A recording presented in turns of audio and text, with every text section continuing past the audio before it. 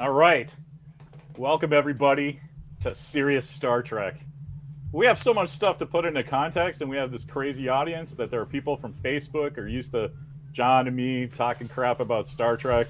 My kid and his buddies are at lunch at Lowell High School in San Francisco, probably checking in, and everybody in between. So we're gonna set this up. Like, why are these two fools talking about Star Trek? Who do they think they are? And so let me introduce John Price, PhD. That's not a joke. That's not an imaginary story. That guy is a friggin' PhD of Star Trek. As I understand it, your area of expertise is folklore, and Yes, you yeah, love baseball hats. I do love baseball hats. My current hat today is Dog Dad, but it didn't quite go with the outfit. So, yes, hello everyone. My name is Johnny Price, PhD. I have a PhD in American Studies, in which I am a PhD. My area expertise is folklore, and I typically write about pop culture, which people think folklore, they think fairy tales. That's incorrect. Well, it's not incorrect. It's partially incorrect. But I write about pop culture through a folkloric lens, which is a whole thing. If you've read any of my blog posts, you understand what I'm talking about. I also took down the Confederacy one time. I love that. But that's not really a Star Trek thing. You had a million hits on that piece. Yep. Yeah, I would never stop telling people. I'd introduce myself to girls that way. Hi, Yep. John Price, PhD. I got a million hits on Medium. Yep. You know how everyone hates Gone in the Wind? Yeah, that's because of me. Yeah, you're welcome. Yeah. So, yeah, we've been fooling around for a while on the internet talking about Star Trek and pop culture. Oh, is that? No? Okay. Don't mind me, folks. Dantron Don't mind me. Sorry, Larry. Don't mind me. I'm just down here in the engineering. Don't mind the blue guy, okay? I'm just bringing in some new equipment that I'm hoping to get set up in the lab real soon. Oh, that's excellent. Friggin' engineers, man. You can't. Well, you give me this lousy C-class engineering setup, Larry. What the? I mean, good thing we're talking about lower decks today, huh? The guys behind. The guys doing the real work, the blue collar guys of Star Trek. Not like us commanders. Right. Us commanders have all the command fun. Oh, that's great. Yeah, anyway, so yeah, I talk Star Trek. I've been doing Star Trek forever, costumes and, contextualization of the show for folks. I wrote a special for MTV. I keep talking about that. I got my nose broken in the LA riots.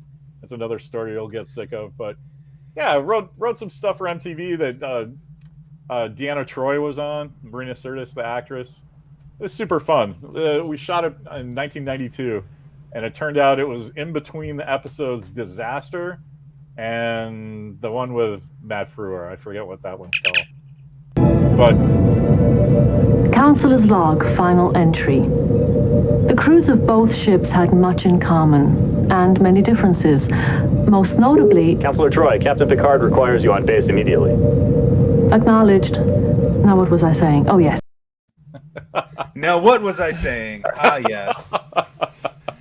Always interrupting. There's some funny little anecdotes about that. At the end, she's like, "Yeah, Will Riker once said the two crews are apples and oranges," and she got so mad about that. She's like, "Will Riker never said that. Tell me the episode he said that in." And we're like, "We're just trying to go out of the show, lady." But you have to be nice to the talent, you know. Who knew Marina Sirtis was a canonista? But yeah, she was wonderful. It was just like I was younger, so I was kind of like, what is going on? But as I get older, I'm like, she's just being professional, and she's caring about the stuff that goes out with her name on it. So that was cool. Anyway, so welcome. Let's talk about Star Trek. There's nothing much going on now because Lower Decks tied up their series, and so you want to talk about that one, John? Sure. Yeah. Let's talk about First Contact. Sonia Gomez. Let's talk about Lower Decks. Where do you start? Series, yeah, that's a good idea. Yeah. The only series after Voyager that's good. Yeah, and you've heard me say a million times, it's the best new Star Trek in 20 years. It is. It's more like 30 years right now. Mm-hmm. But yeah, Mike McMahon, it's super impressive. Like, there's Joel. Yeah, that's cool. You know how we're not Mirror Universe? Because we would be clean shaven, and I'd have hair. I But despise the Mirror Universe, so that's how we know. You despise the Mirror Universe? I can't stand it. Oh, the first one's good. It's the what they first did one's after. good in 1966. Yes. The Yeah. other abominations are awful. Isn't it so funny that something that's such a good idea, maybe you do revisit it a couple of times? It's a fantastic idea. The thing on Enterprise was I like that two-parter. But The Enterprise one's good. Yeah. Yeah, I the stopped, DS9's one are awful. Yeah, I stopped paying attention. Like, what? Really? Like, how do you take such a cool concept and screw it up? Well, they got too bogged down in their own bullshit where it's like, oh, now we have the Terran Alliance is fighting the Cardassian Rebel. It's like, who gives a shit? Nobody gives a shit. The idea is the mirror universe of yourself. It's a goddamn character piece of fucking Spock and Kirk. Not... Anyway, now it's all, ooh, look at how sexy we can make Tilly. It's like, no. Yeah, John, no, it's not a bad... my dream come true. You just say that shit for 2 hours, man. That's great. So anyway, Lower Decks fucking sucks. I actually love Lower Decks. I think Lower Decks is amazing. I liked Lower Decks. You and I liked Lower Decks, I should say. Excuse me. You and I liked Lower Decks last year when everyone was like, oh, it's stupid. Cartoons are for kids. And it's like, well, yeah, cartoons are for kids. It's fun. It's a fun show. That's the whole point. Yeah. Right? Here's the thing. I kind of don't like animation. I'm like sort of actively against it. I think if you have such a good idea, hire some people and build some sets, right?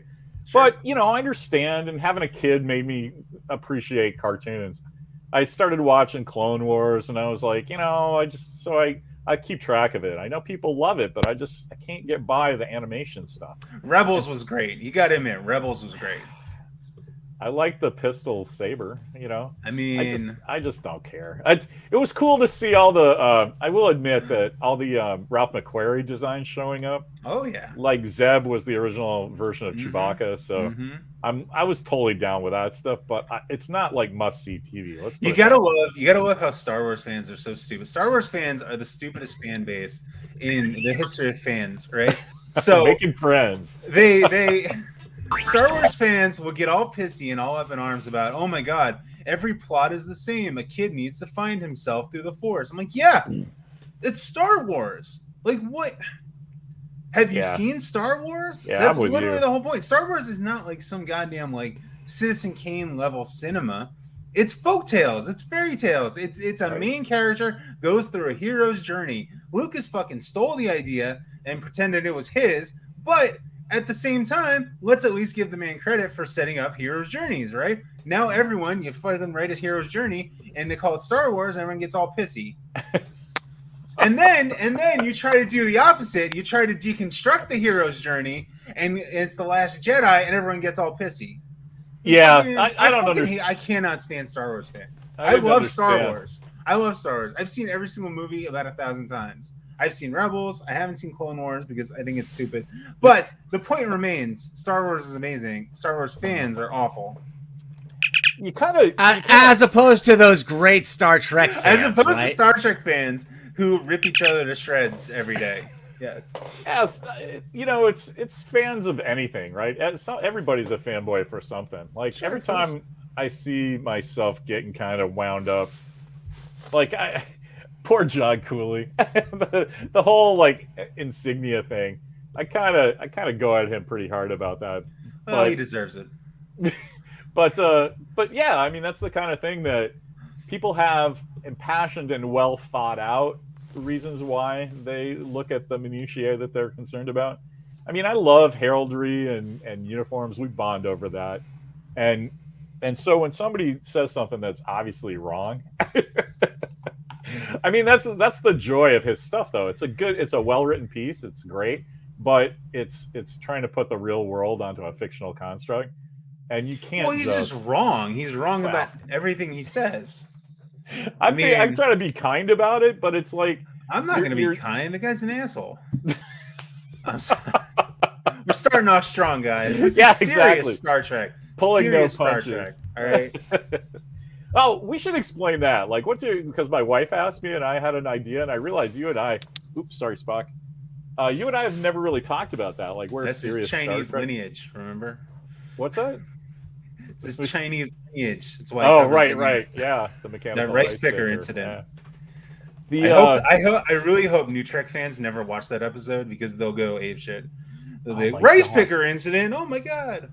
Can you just imagine how much stuff is just not set up for now A in lot. the original Star? It's a lot. I mean, there's super obvious stuff like the laundry shrunk mini skirts, and and girls can't be captains, but man, some of that stuff that's just like so casual. Like, my friend is obviously Chinese. You're like, Yeah. well, I'm glad you dropped into 1936 instead of like 2016 or something, because It's actually a not gonna blessing that New Trek fans don't watch old Star Trek. It's actually a blessing because they would go bananas. They would go crazy. I had to come to that myself talking with some of those chuckleheads, because it's like, man, you and I look at this thing called Star Trek completely differently, and that's how I like sort of, hey, Lightning McQueen says more Dorcourt. You know what's cool? We could have, I guess, but being associated with Dantron is just that's where it's at. You guys get the full, unadulterated Star Trek. Best engineer in the fleet. Absolutely. Look, there's more. I like the poster in the background. You hung up. Did you get that on Space eBay? The impossible to find Farrah Fawcett from Earth. Well, dude, first of all, Blue Farah, right? I had to bring her in. I had to personalize. I had to make the space my own. Install some LCARS upgrades. If you notice back here, we got it going on. Oh, that's pretty cool. Yeah, and an all new Tesla drive. They're all the rage. Nice. And I know you expected me to work in these substandard conditions, Larry. And let's just address the elephant in the room. It's because I'm the only blue guy on the show, isn't it? Come on, you didn't want. Like you never bring it up. I mean, we got a problem. We got tribbles in the clogging up the Jeffries tube. Send the blue guy, right? Yeah. All right, fine. I'm all about the infinite diversity and infinite combinations. So, I'm sorry. I'll just shut up, guys. I'm sorry. I'm slightly red-green colorblind, so when I say I don't see color, I'm kind of right for a small part of the spectrum. Nice. Technically right is the best kind of right to be. Well, Star Trek, right? Technically right. Like the Defiant had patches of their own on their friggin' shirts, John Cooper. I love that. I don't know how you can even argue against that. Like, Yeah, Michael I love Okuda himself was like, yeah, this is obviously the truth. And now it's canon. Like, yeah. Anyway, I feel terrible because my Exeter badge is missing, and I don't know what box it's in, and I feel really bad. Ah, well, come on, man! You're getting married next week, so you got to. Yeah, that's true. That's happening. It's around. It's probably on that big shelf of crap. I sure hope we don't run into Romulans. That's a Star Trek joke. Oh man. So yeah, did you want to talk about where serious Star Trek came from? Because I have this whole idea in my head, and when I was telling Mimi, I was like, I think I kind of just made this up to have a story. I don't think this has any bearing on reality. But I thought we were just screwing around one day, and I was like, oh, I had that David Bowie song in my head about Serious Moonlight. So I was like, and we always thought that was a joke when that song came out. We used to sing Serious Moon Night. And Sure. it became though, like, serious became its meaning was the opposite to us. Well, when you opened that up, like a whole bunch of people came up and was like, oh, finally I can talk about page 7 of Making of Star Trek by Stephen Whitfield, and we were like, no, here's a dumb meme. Anyway, here's memes. Yeah, exactly. Right. Yeah. Yeah. I mean, do you want to mention the fact that we got kicked out of another group? Well, I mean, that's like water's wet, the sky is blue. Yeah. I got kicked out of something. It happens. It happens. Too smart. Yeah, So anyway, that's why serious Star Trek. That's why this show is great, because it's not like Dantron's gonna beam us out anytime soon, right? No, he's too busy looking at Farrah Fawcett. Extreme Hot Dog showed up. That's my kid. What's up, Walker? All right. So anyway, Star Trek. You want to talk about some? Uh-oh. What are they spelling? You can't even spell your own kid's name? Jesus, Larry. Oh, is that what it is? Walker, yeah. Okay, W-A-L-K. I just got confused that Ryan, that's all his buddies are there spelling it. So They're that's swarming cool. you. Yeah, that's awesome. Got some people coming in. Don't Walker forget to hit that subscribe button. Yeah, there you go. There's a thing that I keep forgetting. And down below, there's subscribe. Down yeah. below. Yeah. If you don't mind, there's even a thumb and there's a thing and a whatever, up. all right? Yeah. Jesus. Hit the bell icon up here. No, up here. There Up you here. go. I don't know. Yeah, so let's talk Star Trek. Okay. Yeah. You want to keep it to Lower Decks? So we started there. Like, Yeah, let's start I with love Lower this Decks. cartoon. I love Yeah. it. I got it instantly. What they were doing, Mm-hmm. with all the references and stuff. It's like you and me sitting around talking about Star Trek. We don't have to explain the Spock helmet with a siren. You don't have to explain. Like, you just blew by. Like, I can't find my Exeter badge. People would be like, "What? Oh, right, that old ship or something." We're like, Mhm, "No, that's the stuff." Well, it's great because these are characters who live within Star Trek. And of course, if you're like 100 years after Kirk, of course you're going to grow up hearing stories about Kirk. Of course you are. Right. Like, we hear stories about MacArthur and George Washington. Like, it's what happens, right? That's how stories work. As an official story, tradition, narrative expert, I can tell you, Lord X is great. We should throw this in too. Like, you're not just saying that you're a Star Trek expert. Like, No, I have sometimes awards. we I've can won point at. awards You for are an Star Trek. award-winning Star Trek expert. Yeah. What was you wrote a paper about Axonar, right? Yeah. So so I wrote a paper about basically the vernacular authority of fans within Star Trek and how it kind of goes up, it goes down. When official Star Trek no longer exists, the fans take over and they create their own canon and it builds upon itself. And then the next iteration has to deal with the canon that's already been done by the fans, right? So explicitly ends in 69-70. The fans take over through conventions and this whole fan culture, right? Then we get the 80s, 90s, where they have to contend with all of the history, the Star Trek history that's been done in the last decade or two, right? And what happened is, and this was the point of the article, was in 2005 when Enterprise stopped, the fans just did what they always did. They started making fan films. They started making, fan conventions again. All the whatever. And then what happened is friggin' J.J. Abrams comes in and is like, no, none of that exists. It doesn't matter, right? That's what pissed off the Trekkies. That's what pissed off Star Trek fans, is that they were kicked in the nuts and said, no, you don't matter. Nothing you did matters. When that was literally not what happened. This is not the Star Trek fan culture, fan community that had been built up for the last 40 years at that point. J.J. Abrams comes in and says, no, that's cute. It doesn't matter. We're building our own Star Trek. It's like, no, that doesn't fucking work, right? That's not how this fucking works. So Axonar was a correction to that, except you have the authority problem with Alec Peters trying to make himself the next Gene Roddenberry. Then you have the legal problems with the fact that, no, you don't actually own Star Trek, even though in your mind and culturally you do. So it's this whole tension, right? So anyway, I won an award for it, and I'm trying to get it published as a book, but we'll see about that. It was spectacular. I think, yeah. It's very good. I have to say it's very good. It was funny. The edits that came back were like, you're using the wrong tense. And I'm like, what? That's not an edit, but okay, whatever. Remember, kids, your English teachers are always wrong. As long as you know what you're saying, it doesn't matter. But you know my opinion about editors. Oh my god. Oh yeah, they're awful people. Anyway, I'm the editor of an academic journal, so oh yeah. Yep. So anyway, Lord X is great. And yeah, I love how they apply to all that stuff. Where I mean, JJ did what he could, right? I mean, he set it up that story-wise, it's a pocket universe or whatever. Well, the 2009 movie was fine for what it did, right? It was just like, hey, here's the new universe, right? The issue, of course, as everyone knows, is goddamn Into Darkness, which is the worst thing ever created in the history of the Star Trek franchise. Like, ever. No, that is a fact.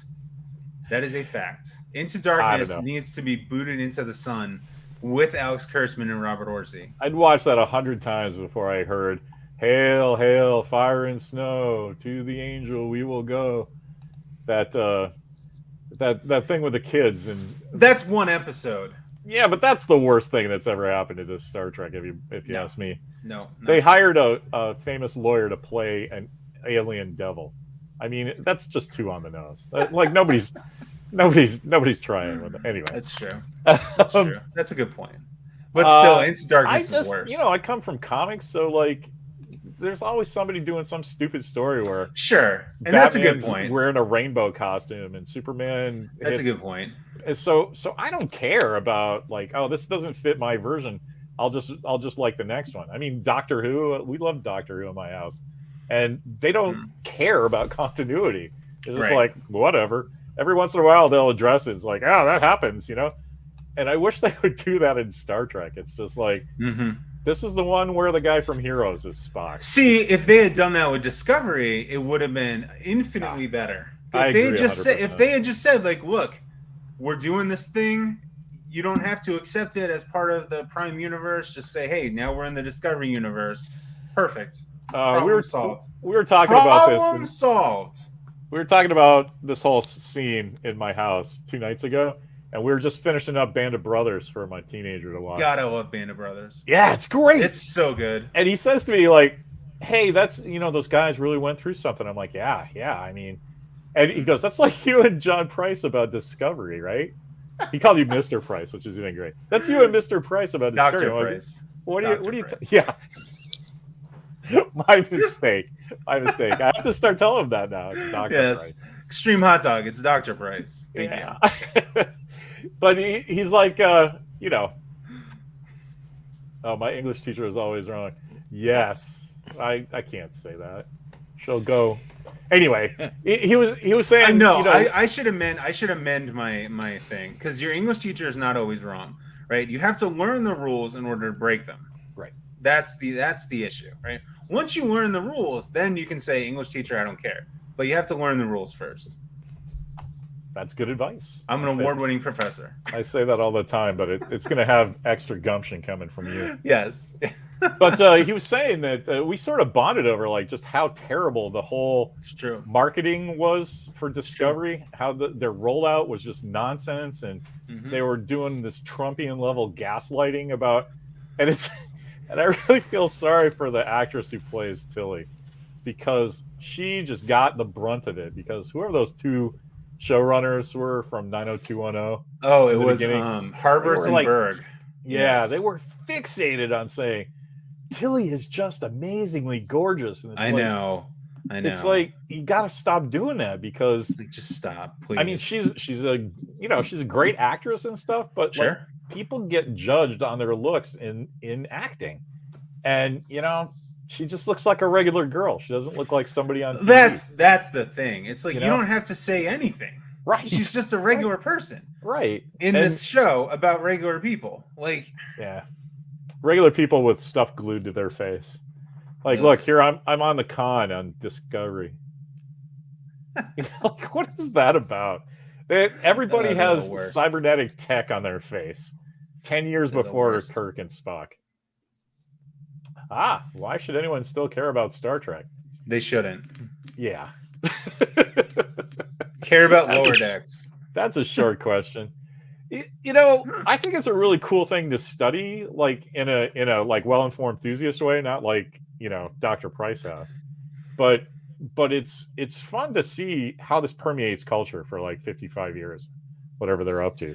So I mean, it's culturally important. Yeah. I care about the old Star Trek. The new Star Trek is just It's like keeping up with your old college girlfriend, and she got fat and has 6 kids from 5 different guys, and you're just like, "Wow, we had some fun back in the old days." I'll just, But she still thinks she's hot.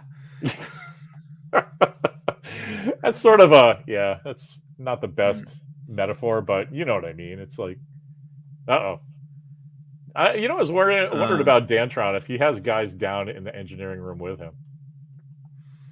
He might. I mean, he's leader of the Blue Man Group, so I'm getting Hey, you're stealing my jokes. You're stealing my Blue Man Group joke. That's great minds. For when my people rise up and form that group, I gotta tear that joke out. Jesus. I'm sorry, guys. I haven't had my dilithium today. I'm really sorry. I apologize. So, that's all. Okay. It's okay. But tell me, when is peak Star Trek? Because you guys, every time the new series comes along, like even when Next Generation came along, everybody was like, "This is not Star Trek. Who is this tea sipping mama's boy?" Every new generation gets a new kind of Star Trek, and they think the old guys think the old stuff is better. So where did it go off the rails to you guys? So the problem to me, and I'll go first, Larry, if you don't mind. Yeah. The problem to me is that there's a difference between rebooting Star Trek and destroying Star Trek, right? Because at its fundamental core, Star Trek is about ideas, it's about characters, it's about a history of the future where humanity is striving to be better, right? Now, that makes itself manifest in different ways between the 60s and the 80s, 90s, right? Obviously, we have different social issues we're dealing with. We have different political issues we're dealing with. We have different aspirations, different technology, right? All of that, right? So what was aspirational in the 60s is not going to be the same aspirational in the 90s, but they're both aspirational, right? Everyone talks about, I fucking hate when people say DS9 is my favorite Star Trek, right? Because it's shorthand for I haven't seen any other Star Trek and I don't get it. Right, that's what they're actually saying, right? Because check out the battles, the space battles was so good, and Worf was awesome. He's so badass, right? That's not what Star Trek is. Yes, the battles are awesome. Worf was a badass for once in his life, right? However, within those are morality tales and ethical dilemmas and humans trying to face an unwinnable situation and make it better, right? The fucking Kobayashi Maru is not something you just sit around and eat an apple and fucking whip your dangle out, right? You fucking have to think. You're talking about an unwinnable situation. It's a test of character. It is not to experience fear, like that idiot said in that movie, right? It is a test of character. It's about what do you do when you know you're not going to win, right? It's about death. It's about life. It's about striving to be better, right? Not just as a person, but as a species, right? Because guess what? One day this planet's not going to be here, right? It's not. So do we just end? Everything will be for nothing unless we strive to be better and make it better and go forward with humanity, right?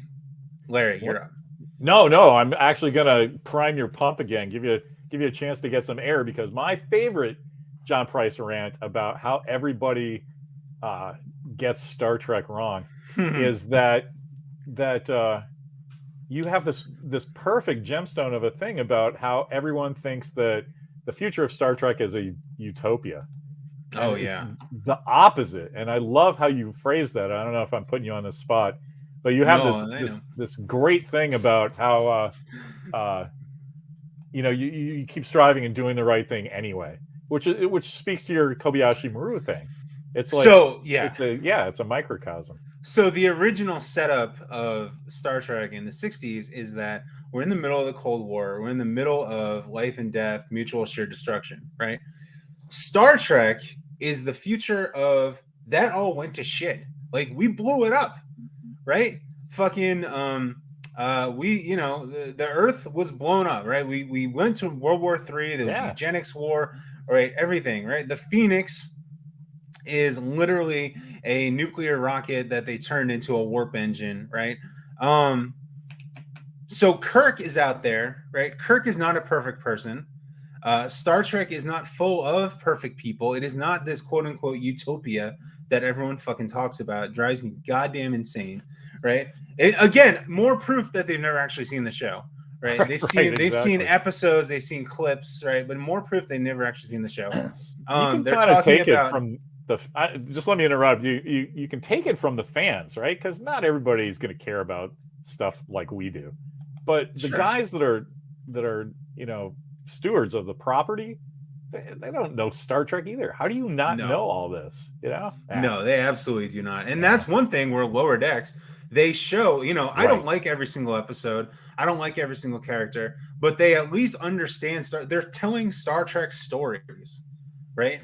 It's kind of the same. It's the same reaction I have to the Orville. It's like the Orville is not perfect. The Orville, some of the things are stupid, some of the things are derivative, but they're trying to tell sci-fi stories. Yeah. Right. So it's the same with Lower Decks, and that's the only thing. Discovery and Picard are not telling Star Trek stories. They're barely telling sci-fi stories, let alone Star Trek stories. They're barely telling character dramas. You can't have a character drama that's all fucking exposition. Right. What? You can't have freaking Lenny Kravitz music without explanation. Like, what the fuck is going on? I hate those shows. I hate them so goddamn much. When I saw apologize. the trailer, I apologize for the cursing, everyone. I'm getting married soon. I think the folks on episode 1 here with us know our fanciful, period metaphors. But yeah, no, I'm with you. Like the thing with Picard, the season 2 thing, they're coming back to Earth in the 20th century. I mean, 21st century. Like, what is the goddamn why? Point of that? First of all, they killed Picard. Right. He's dead. Right. They killed the tea-sipping diplomat that is the literal personification, and this I stole from you. He's the literal personification of humanity forward, and fucking they killed him. The human adventure just begins. Nope. Nope. Now you're a robot. You're not only a robot, you have the exact same life expectancy, and you're gonna die with wrinkles. Yeah. And they didn't even make your dick bigger. What's the point of that? I just didn't get that one. No, they didn't have the ending when they started filming. You know that, right? No, they didn't have the ending. Right. They inserted that Riker episode because when Michael Chabon came on, he was like, "This is not good. Like, we need to fix some of this." That's kind of ironic. I know, right? Anyway, yeah, there just seems like a lot of people trying to make some ancillary point that has nothing to do with Star Trek. Well, right. They're trying to tell what they think are sci-fi stories, having never been exposed to sci-fi, so they don't know what it is. All they know are like movies. They're trying to write, movie-style stories without knowing how to write a sci-fi story. Now, look, I don't claim to know how to write a sci-fi story. I am not a sci-fi writer, right? I mean, I am in my head, but I'm not like a published writer, Yeah, but you know it when you see it, right? I mean, yes, I'm a big fan of this stuff, so I mean that goes a long way. Well, I mean, especially with Discovery, it's so blatant. The first episode, the first season rather, is just this hodgepodge of awful. Actually, you know what? I'll give the first season credit. They did try to tell a sci-fi story. There was a change between 3 different showrunners, and it got lost in the mix. So I'll give that season credit. Season 2 is awful and should die a fiery hell within the darkness. Yeah, but geez, we got Captain Pike out of it, right? And it's true. Anson Mount's amazing. And he and I love Doug Jones as Saru. The two of those guys look like they're in a Star Trek show. Everybody else, it's like, what are you doing? The thing about the first season of Discovery I couldn't take was the 2 first episodes and then the 3rd pilot. Like, they started a show where the title character, which is the ship, I guess, wasn't in it. Like, and then we were like, none of that stuff matters. We could have dealt with all that with 3 lines of dialogue when Michael's going to jail in the shuttlecraft. You could have had, like, they just stretch out this whole like Game of Thrones thing. That's not what Star Trek's about. It's not good. How many times have we said that about the original series season 2, where I just want to live in 1967, where you come back from school and you've done your homework and bang, Spock's getting married. Oh no, he's not. He killed the captain. Right. And then the next week, it's like, Conscience of the King or whatever. I don't know what the second one is. But like that whole second season, like every episode is like, that's fucking awesome. Yeah. That's fucking awesome. And guys like us we watch those 79 episodes hundreds of times. And like, well, I have. I'm older than you, maybe tens of times. But still, like, how many times have you watched Discovery? Just that once.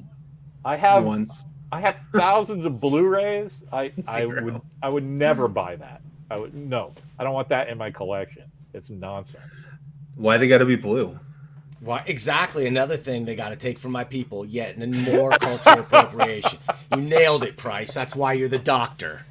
I think he's stolen your joke page, like Kirk and the cloaking device in Enterprise incident. Bring it on, fellas. Bring it on. It's Gotta up your game there, engineer. I'm just here, dude. I'm just here for the technical bits. You guys, I know you can't handle your streaming media and your subspace, ether, whatever. We're not technical people. I got the Sorry and Brandy. That's what I got. That's blue too, right? That's the level of my technological ability. So I think Joel has a good point here, right? If Discovery wants to eschew traditional Trek, okay, but then shouldn't the science and stuff be the gold standard for sci-fi storytelling? Yes, that's correct. They should excel in one area of storytelling, and they don't. And Klingons are cannibals. Klingons are cannibals. I always had a feeling. Yeah. Oh man, yeah, that whole thing with the Klingons too. Oh my god. Hey, you've been waiting for the new Star Trek. Everybody's sitting down. We're gonna actually launch a streaming service with this. Let's have 3 minutes of people trying to speak nonsense around their dentures. Okay, wait, Larry. Let's talk crazy. Streaming service for a second. That's because I signed up for Paramount, right? Just to watch some Lower Decks. I'm not a nerd like you guys. I got too many comic books to read. I don't got time for this shit. Yeah. So anyway, I sign up. I'm like, okay, free trial, right? 1 week. Okay, it gives me a bunch of their content. It says pick 3 that you would watch, and then we'll assemble a beautiful menu for you. I had a really hard time picking 2 that I was even somewhat interested in that platform. Yeah, I mean, you know what? Honestly, I'm on year 3 of my Paramount streaming, and just now I'm starting to find, like, Comedy Central's on there. So, my kid and I riff on all the, like, This Is Not Happening. It's a great thing where guys tell true stories that happen to them in a really funny way. And, like, all the Comedy Central stand-up things, So, there's value to it. I mean, I'm not going to care about watching season 3 of The Good Wife or whatever. But because CBS is just, I still need like 15 years older to care about whatever they're doing. What amazed me the most is there's all these shows, Hawaii Five-0 and stuff like that. I'm like, I didn't even know these shows exist. Do you remember I actually really like Paramount. But you remember when you knew what was on network TV? Now network TV is completely gone. So CBS All Access was awful, and there was nothing on CBS All Access. Paramount Plus, however, since the merger, they've added a whole bunch of stuff. The fiance and I have been binge watching Legends of the Hidden Temple from Nickelodeon. Cool. It's pretty awesome, not gonna lie. I love them blue barracudas. Hey, Mitch Keith has got a great idea. If they had killed Burna off in the second episode and made Sarah the main character, that's a great idea. Yeah, man. Like, where's that show? Like, they neaded something. Something. What they should have done, Larry, I read an article, or I saw an article, I didn't read it, but I saw it the other day, about how Number One should have her own show. And I'm like, yeah, Larry and I said that in 2014. That's what we got off all their pre-press, right? It's like, they're not going to follow the captain. Like, Dantron's gone, but John Byrne's pretty famous comic book artist, and he's a giant Star Trek fan, so he wiggled his way into IDW and did some just frankly awesome Star Trek comics. Whole thing just about the Romulans. There was one called Leonard McCoy Frontier Doctor. Nice. And one of them is, I forget what it's called. It's probably Strange New Worlds though. Do you know Dantron?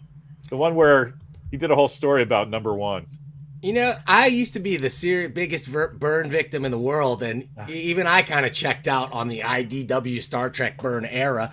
But didn't he do something? I don't have any other Gary Seven stuff here except for the servo pen. Didn't he do something with, like, he fleshed it out?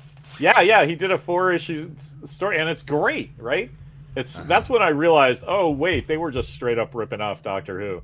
He's got the, you just showed his servo. That's the sonic screwdriver, and instead of a TARDIS, he has that, like, closet with a computer in it. But he's got a companion and a familiar. It's like, yeah, I would have loved that to see. I wish that show had gone to a series. I would have loved to have seen that show. Are you guys talking about the Star Trek Picard thing where she just has a little dildo and it can do anything she wants? No, and it saves the day. All you have to do is dream. Okay. It never occurred to me, Larry, until I saw this. I'm like, you're exactly right. It's like, what a Doctor Who ripoff Gary Seven was. I didn't realize it until I read that comic, and I was like, oh, John Byrne wants to do a Doctor Who show. Oh, wait, no. He's just being true to what they did in the first place. But, it's an homage. Can I tell you how much I hate Gary Seven? Dude. Worst episode of the original series. Oh, man. That's not true. That's not true because bold. it has Terry Garr. Never mind. Yeah. And worst episode. I mean, that's bold. It's bottom 5. Yeah. Well, really? Oh, we should not. We should stay positive for this first one. Okay. Some yeah, day we we'll should start being positive. That's true. I guess you're right. But wow, what a point, right? Like when I think Star Trek, I just think the original series and maybe some of the movies. I like the first one a lot. I know that's people are getting all excited about that now, but man, back in the old days, everybody shit on the motion picture, and I was like, are you kidding? That's like the most Star Trek of them all. It's some ponderous thing that you help your friends deal with. If by that you mean it makes you fall asleep, then maybe. Mm-hmm. How many times we got to see the outside of the hull of the with the music and except it's the best part of the movie. No, see that's Dantron, and that's not saying a lot. No, Dantron, you don't get that. Like in 1979, I would have taken a 2-hour movie of just that, just reaction shots in the shuttlecraft, just driving around the Enterprise in the dry dock. That was just talk about, you know what, people say fan service just when somebody references something in their article, but you know what, that was 100% fan service. They're like, these guys have been waiting forever, let's get really close to the Enterprise and let's just let them have it for 5 minutes. In a movie, you would never see that now. Like, I feel like they just wanted to show off that model. It was like, it's so much better than the old one, we can do close-ups. I mean, but they knew fans would. Can't blame them, Yeah, it's a good model. Anyway, I love how the Dantron just like beams in and out. Yeah, he's got like another side quest going on while we're talking. That's right. Nonsense. This is great. Uh-oh. That's sorry. Season 3 of Picard. They go to Las Vegas in 2018 or whatever. Anyway, what's going on over here? Byrne is awesome and is a Trek fan. Well, he's a Trek fan. Oh man! No, his art is awesome. I'll tell you that. Larry, I'm sorry to butt in. You just queued me up though. I gotta say, we're going to be doing an upcoming show called Byrne Victims, all about John Byrne.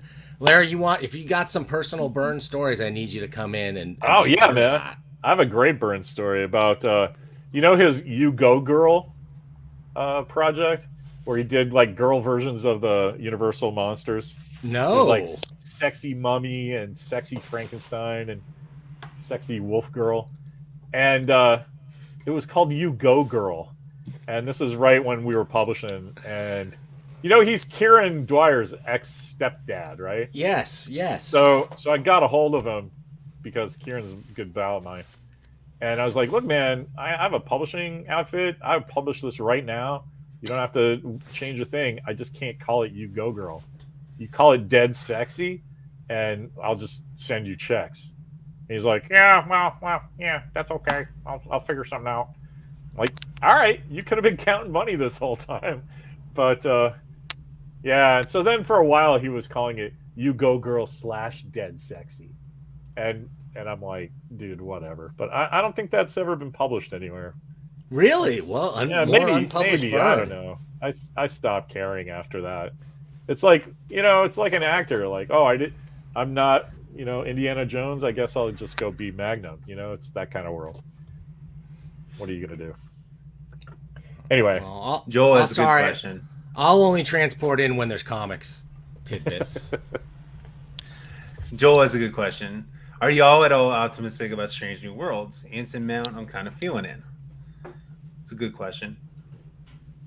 I'm completely optimistic about it until, it's like everything. Like my expectations have dropped really a lot because I know who's doing it and how I've responded to their stuff so far. Mm-hmm. But still, it's like, because you're such a Star Trek fan, you're like, okay, Captain Pike, this is cool. Uhura's in it.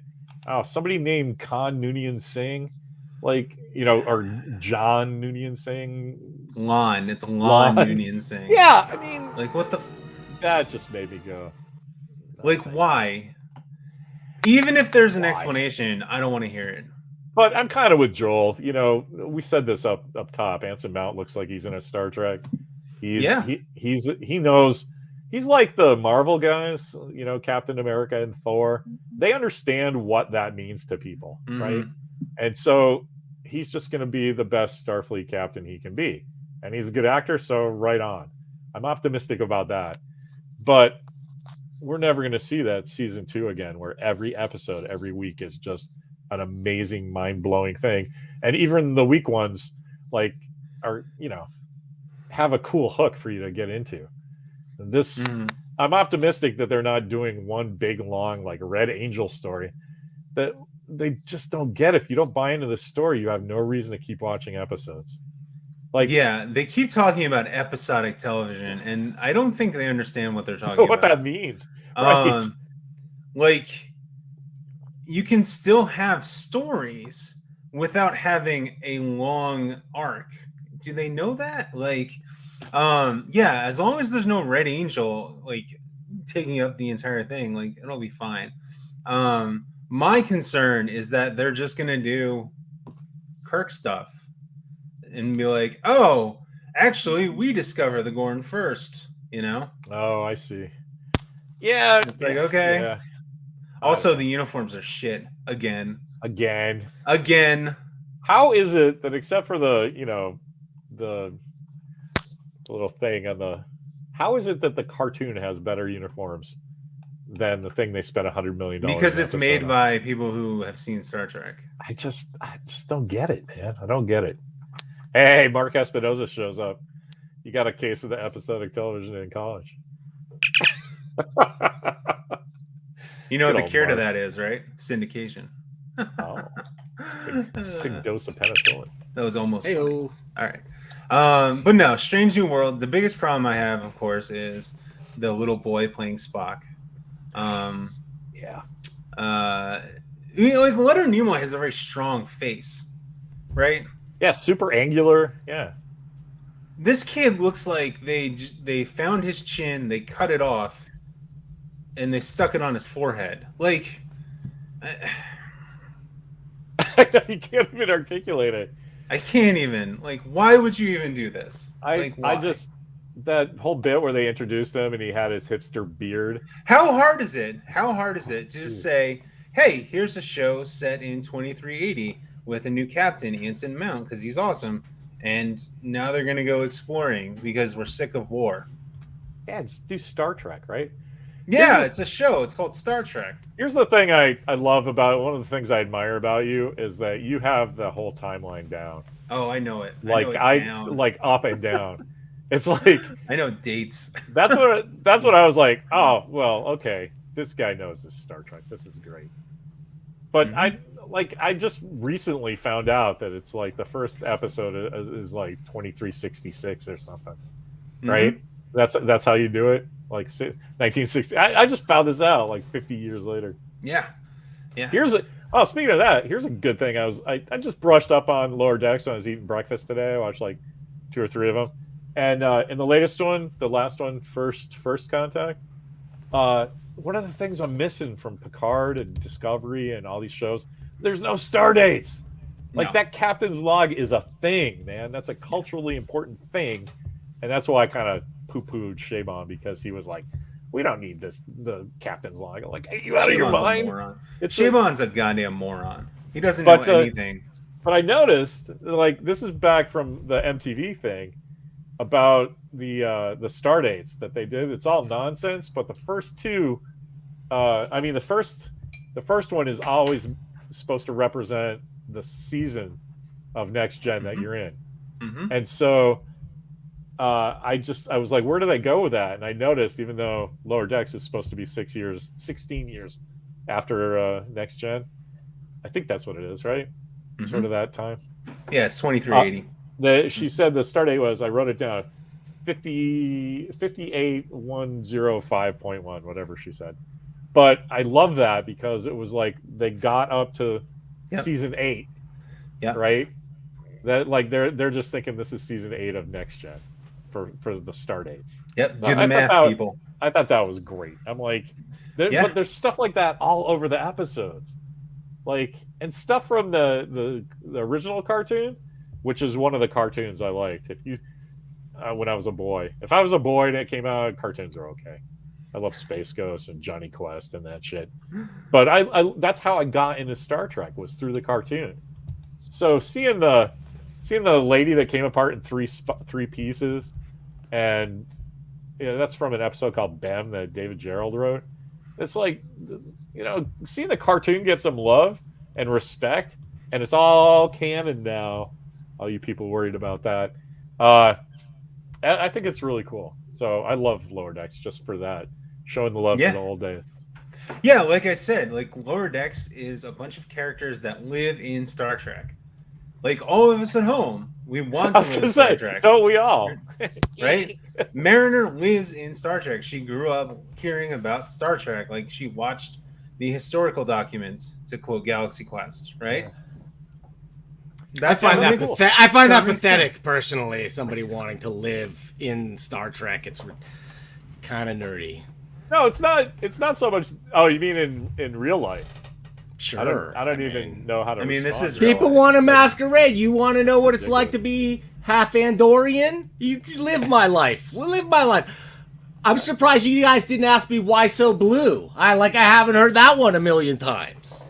I was honestly going to ask, where's your antenna? That's what I was going to ask. Well, since you asked, I had him surgically removed when I was a kid, because you know what? What's worse than a human who wants to feel your antenna? You know what I'm saying? That is gauche, just so you know. Is that like Andorian Umox? Don't do it. I'm only half Andorian, by the way. That's why. I was going to say the answer is like, what if my ancestors was a human, right? It's like that's all that is. Of course. Well, but like that matters. You blue, a little drop of blue. You know what I'm saying? He's pulling out the blue. The government classifies you, race ethnicity. Yeah. Pink mama, blue daddy, blue baby. That's all I'm saying. Hey guys, speaking of social justice, I want to. Here's one I want to. Now this might be hack. So you tell me. You guys are the deep Star Trek guys.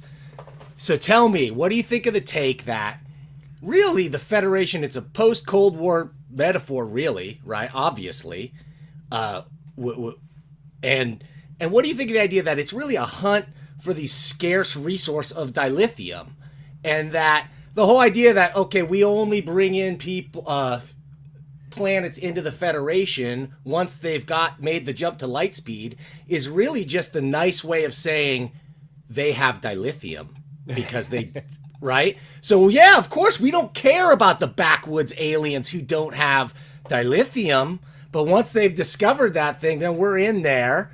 And the Federation itself is just a militaristic. It's all military, and it completely dominates society. So your take, guys, you tell me.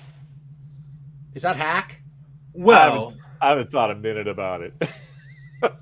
Well, I would say the initial pushback there would be that in the 24th century they can rehabilitate dilithium.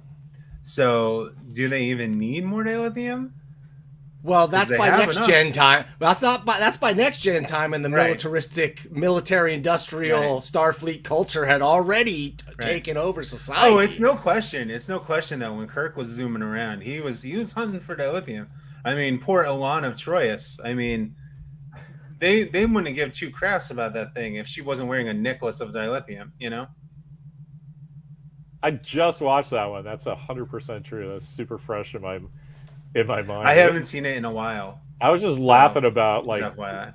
we were speaking about stuff you couldn't get away with now. There's so much. That hashtag, episode's ridiculous. He just smacks her. #Me Too in that Yeah. episode. Yeah, slapping her. Oh my god. Yeah.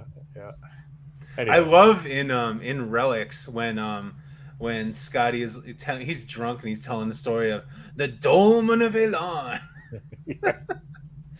That episode was fantastic. I love that episode. Yeah, he's fantastic. I'm glad they did that one. That was good. If that happened today, people would be like, "Oh, it's fan service." Yeah, right. But the thing about that criticism I don't get is, what are you watching the show for? Right. What's if the point? not to get serviced?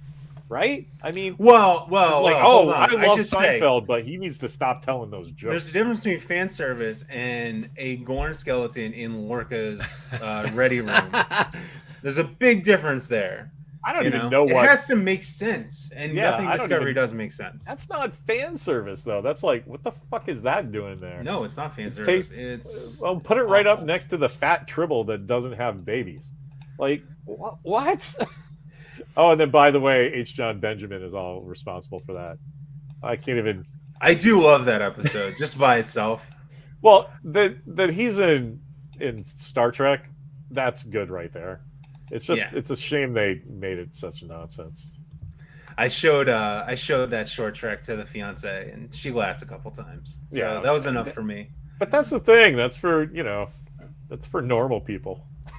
Yeah, it's for normal people. Yep, they're trying to make Star Trek for normal people, and that's offensive. So, Just call it something different then. right? Call it Space Adventure X or something. Yeah. We gotta tell. So anyway, we gotta tell Lower the Decks is Dantra great. that those LCARs on the architecture of the old stuff is just, that's bananas good. That's that's the fan film I want to see. Well, guys, what's the line between fan service and, like, giving the fans and giving them really what they want? Because I don't know if you guys heard The Sopranos. Did you watch Many Saints of Newark? Yes. Yeah. No, I didn't, because I love The Sopranos. I love it, and I actually enjoyed the movie more than most people, but there were a lot of those, like, in-your-face fan service moments where it's like, remember? The guy playing Silvio was probably the worst offender, where he was like straight up like doing Silvio's little idiosyncrasy. It was bad. Yeah. Yeah. But so, how much... So you want a little bit, like, you make a Star Trek movie, right? You reboot Star Trek, you got to get Spock. He's got to do his thing. There's certain things like... Do you? Like, I don't know. Just because pop culture knows the word Spock doesn't mean you have to do it, right? I don't know. Tell me. You tell me, guys. I'm J.J. just a Abrams blue is guy. a billionaire. I'm just a guy. I don't know. What the fuck do I know? Well, I'll tell you one thing. He's not a PhD. No, he's not. So He's a PhD in being an idiot. What? Oh my God! Did you read his comic that he wrote with his son, Larry? Did you I read did the not, Spider? but I did follow the press about that. And Oh God! I'm like, I felt bad for his kid. That's all. I don't. Okay. Read the comic and then just feel bad for everyone involved. I don't even with that know. It decision. was a Spider-Man, right? Yeah, it was a Spider-Man. Well, It was 'cause Dark Knight Returns of Spider-Man. His kid is being growing up in a world where he thinks J.J. Abrams is right. So I don't feel bad for him. He needs to get smacked in the face and realize that no, J.J. Abrams is possibly the worst thing to happen to Hollywood. Wow, that's pretty bold. Hot take. What am I saying? Just saying. You know what I mean? I'll agree with that if you think that the worst. What does Joel think? If you think that the worst thing that happened to Hollywood was giving Alex Kurtzman a job, I can I can provisionally agree with that. Who's responsible for Alex Kurtzman? That's what I mean. J.J. Abrams. Yeah. That's all I'm saying. He's bad. Joel agrees. I just saw that. He's bad. Like, so are you, Not Joel. good. Not good, Bob. Not good. He's bad. We like Joel. Thanks, Joel. Joel's amazing. Joel's my favorite. You know what? I'm going to say for Abrams, when I like him is when he did stuff that's not like reboots of stuff I know. Like I liked, he did Lost, right? And he did like Cloverfield, right? And like, I kind of fell off of Lost, but I think a lot of the stuff that he did was really cool and fun to watch. Yeah. Original ideas. Yeah. I liked Fringe, but that's when they were working for a living, you know? Now they're just coasting. I don't know what kind of blackmail Kurtzman has on these people. Like he keeps getting like other stuff. Like he rebooted Hawaii Five-0. He rebooted something else recently. He did that Hannibal Lecter show. Like, who is giving this guy all this millions of dollars? Like, you know what it probably is give me $50,000 and I'll write you the perfect Star Trek movie. I am that cheap, America. Is that all? That's all it's going to take? I'm an academic. You don't understand the margins here. Hey, guys, speaking of which, and speaking of jobs, some of us got to work 2 or more jobs. You know what I'm saying? We don't all have pink privilege like you guys. Some of us got to work blue. So I got to get back to work pretty soon. So why don't you fellas wrap it up and then I got a clip for you at the end when you're ready to go. All right. Take your time. So I think we should wrap up with our thoughts on Lower Decks. Okay. I love Shax. I'm glad they brought him back. He's the go-to guy for getting in and out of scenes. If you notice, he'll say something funny like, or they'll cut in. What's her name? Mariner came in to sit down with him, and you come in on the end of his conversation where he goes, "Well, she's a waitress. Of course she says hi to you. She's nice to everybody." I'm like, I can't tell you how many times I had that conversation with somebody in a bar. It's like, dude, no. And so just seeing that, I was like, what character can do that besides Shaq? So I'm glad they brought him back. I was that guy in a strip club one time. I'll admit it. Nice. I was like, oh, I think she's really into me. No, she's not. No. I mean, my friend did that one time. I hated the fact that they brought him back, and then I was like, oh, that's brilliant. I get it. Okay. Right. Yeah. It was in service of a joke. Like, what's better than that? Of course the Lower Decks guys don't know some crazy adventure that happens. Of course they don't. But Lower Decks is amazing. Even the episodes I don't particularly like are still Star Trek episodes, right? That's the key. That's the key difference, right? They're trying to tell Star Trek stories, which means it's a sci-fi story with a heart, right? All right.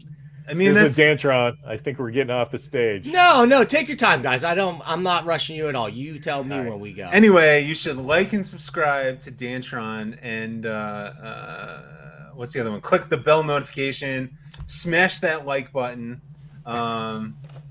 smash it.